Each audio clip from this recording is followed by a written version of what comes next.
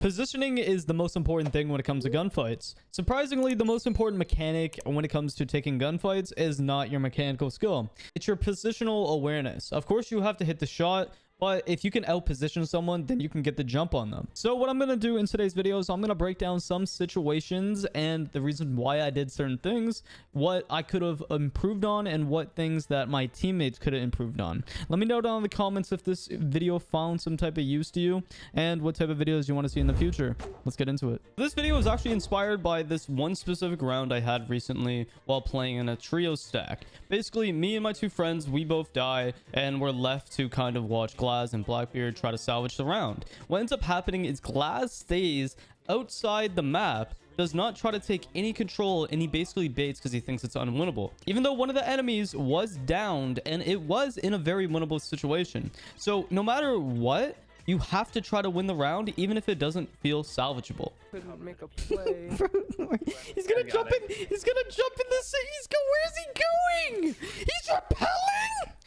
10 seconds. Bathroom window, maybe. Hello. Oh my god, get me out, bro. Honestly, 10 out of 10 bait. But Kodak Black is getting reported, bro. Griefing. Not winnable. You're out. I'm not arguing, bro.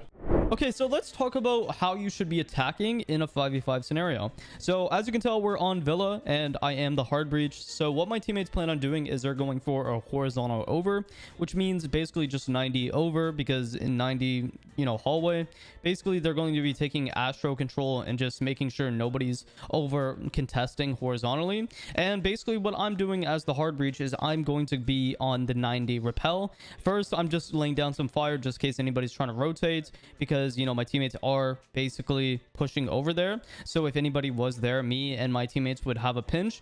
But since nobody was there at that immediate section, I'm going to repel up on 90, stun out just in case anybody's trying to get aggro like they do on this window. And once I know it's clear, I'm going to open up vault. Now, the reason why I'm not making it vaultable or runnable or enterable, if that makes sense, and just lines of sight, is because I do not want the enemies to be able to retake 90 control. Now, my teammates do get some refrags and I do kill the guy in vault. So we are now in a 3v3 scenario, which allows us to relieve any pressure that we once had. Now, it is now a 2v2 because everybody's dropping like flies, a lot of refrags, because this is like champ.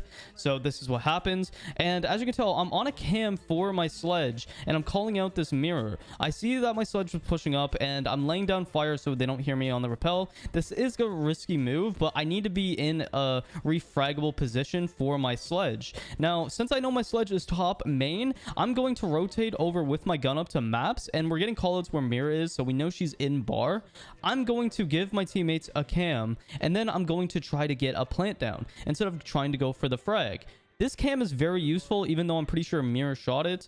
I'm popping the mirror for my sledge, so even if Mirror swings over, she's not able to get an angle on sledge. As you can tell, we played off of just positional awareness, and the way that we positioned ourselves really got us the win. Now, I utilized every piece of utility in that round, from my, even secondary weapon to my stun grenades and my Habana pellets.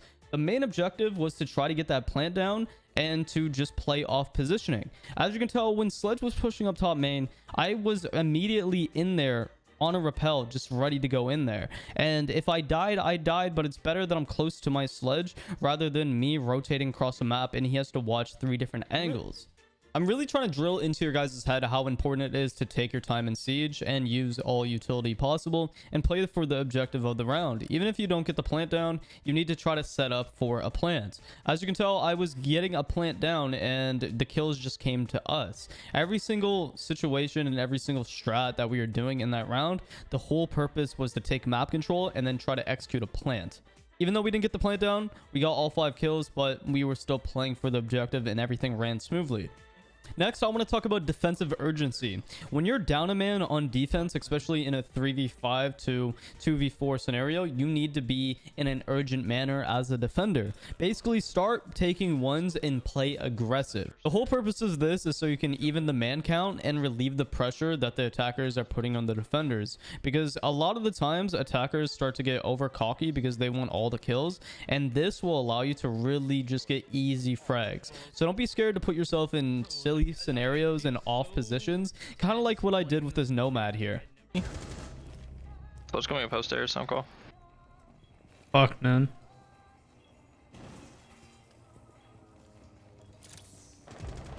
Yeah, they got a drone on me. Split window. Stature staring. Jump in. Let's top house. She just got thunderbirded.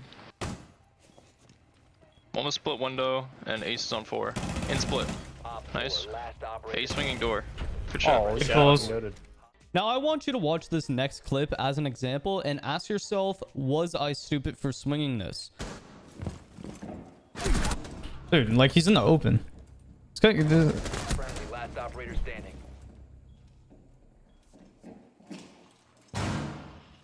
Now, if you said yes, that was a stupid swing, let me explain why you're wrong. If you look at the way Wamai's playing compared to Jaeger, Wamai's in the wrong here. He's giving all the map control for the attackers while Jaeger's playing aggressive. And as you can tell, even when Jaeger goes to rotate, Wamai doesn't even try to swing and get a refrag off me or anybody else. Basically, the reason why I swung there was because the way that Wamai was playing way too passive, because if the attackers walk into piano, they're going to easily pick off Jaeger, even myself, and they're going to have prominent angles, which is not going to allow us to have any type of rotation capability. So Wamai needed to play aggressive with Jaeger in that scenario instead of just tucking in a corner like a scared little fox with the tail behind his legs. I know a lot of people like to play super aggro on attack and make plays and rush, and here's an example of a play that isn't bad. This team didn't have any rotates on hookah, and in the prep phase I droned it out and I realized that, and from here I was able to take so much map control early on. Now this is a very risky play overall, but it tends to actually work out because all of the defenders is going to be so focused on killing me, the person that's in sight, versus all my other teammates that can rotate and execute on site with me. I had my duo playing super aggro, watching any crosses, and I was just able to pick off and just play super aggro and almost idiotic, but smart idiotic. Even though I got fragged off and a refrag, and it was left to be a 3v1 with a minute 50 left over, which made it so easy for the attackers to try to just get in and kill the last guy, even if they struggled a tiny bit. People think that baiting is very bad in Rainbow Six Siege, but it's actually needed in a lot of rounds. In this round on border, it was a rush plant gone wrong, and all my teammates basically died. So I was stuck on AC ventilation to basically wait for the enemies to peek into me. I had 2 minutes on my side, so I had a lot of time to work with, and I had quite a bit of comms coming from my teammates. And just watch how I make the round from an unwinnable sack of poop to very winnable, and played honestly very well. The diffuser is no longer in possession. I don't know. Friendly, last operator standing. Central, east. Oh yeah, Sledge is out there. That's air conditioning. Yeah, like on east door, like going 90. We're gonna hop out your office window as well. That timing. What? No chance. No way. That's a fat report. That's a fat report. There's no way. No chance. You don't know how to drone on Last even like operator that is. standing. 1 on 4 remaining.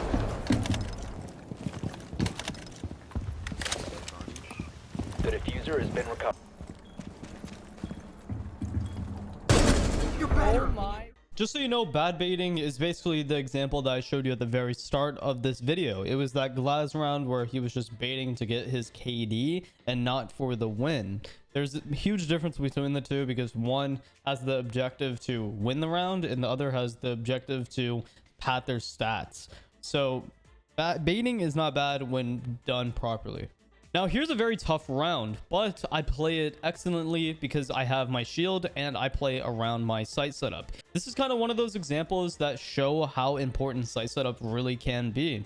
As you can tell, all these head holes rotates, and even just my shield on bitch corner allows me to play this so smoothly and aggressively, but not to the point where I over aggress and I get my head popped off. I just single out my ones, which means I took one-on-one gunfights, which favored me. Instead of gunfights, that would mean I would be taking multiple people on at once, even though technically I kind of did with the head hole guys, but they kind of just got fried. Piano repelled in piano. Box new back right now.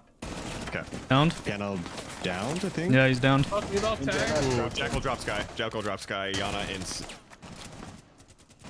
Yeah, freezer doored me. Two downed. Two downed. One up.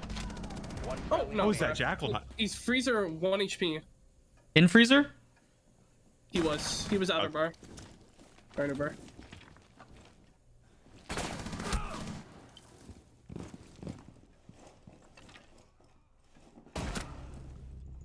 To your right, audio. Careful. They sound set holes. Op 4, last stop standing. Just make him play.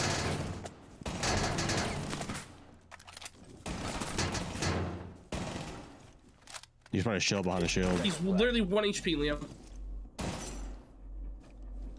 seconds. Pushing to your right, to your right, to your right. Also, when it comes to callouts, guys, do not just give unnecessary yapping in people's ears. Like Atheno on this round, he kept saying on my right. To your right, audio. On my right, where that makes no sense because there's so many things on my right. There's freezer, there's white hallway, there's so many things on my right. So giving that call out is just so bad. And Atheno is a good player. He knows proper call outs. I don't know why he didn't give a sound audio call that he was freezer. And then Ice Cold said freezer.